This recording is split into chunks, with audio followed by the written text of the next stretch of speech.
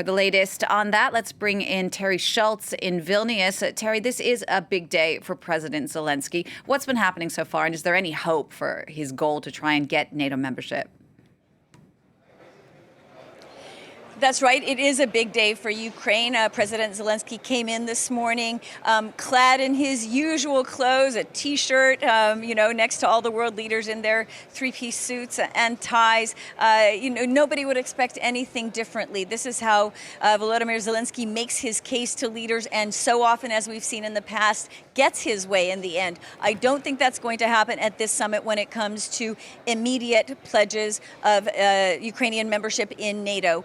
The alliance simply doesn't feel that it's the right time. In fact, U.S. National Security Advisor Jake Sullivan just spoke a bit ago, and he said there was no way we could do that. That would put NATO and Russia at war immediately, and nobody wants to see that. He doesn't even believe Ukraine should want to see that. So Zelensky's frustration with the lack of a timeline is sort of understandable when you can't tell him when the war is going to end, and with allies not willing to really consider membership until that point, it really is sort of a stalemate on both sides. But he will be making the case to the other leaders and, as you said, to President Biden. And in fact, we will hear from Zelensky within the hour, speaking with NATO Secretary General Jens Stoltenberg. And I would imagine by then he will have softened his language. It's one thing to tweet that this is absurd, to say you're not satisfied. It's another thing to stand next to the Secretary General of NATO and say the same things. Indeed, and we'll be covering that press conference live here on France 24 in about a half an hour's time, so we can actually see if the sparks fly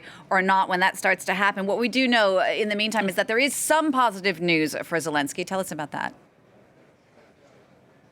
Certainly, he's not leaving here empty-handed by any means. As we saw yesterday, France offering new weapons systems to Ukraine. He's going to hear more of that from other allies. And overall, what NATO allies are going to be willing to provide to Ukraine are multi-year guarantees of assistance, of replacements for the weapons systems, of training for Ukrainian soldiers. Interoperability is the term NATO uses to make Ukraine aware that it is going to be trained like a NATO country. So when that eventual offer of membership comes, when you can integrate Ukrainian forces into NATO, they're going to already be ready. So with some of the countries in the Eastern European sphere, when they became NATO members, they were years away from getting to this point. So they're trying to make Zelensky see that this is, in fact, an advantage. Again, going back to what Jake Sullivan said just within the last hour, he said that this is a very positive signal for Ukraine. So again, we'll see whether President Zelensky spins it that way himself. All right, Terry, thank you for that. Terry Schultz,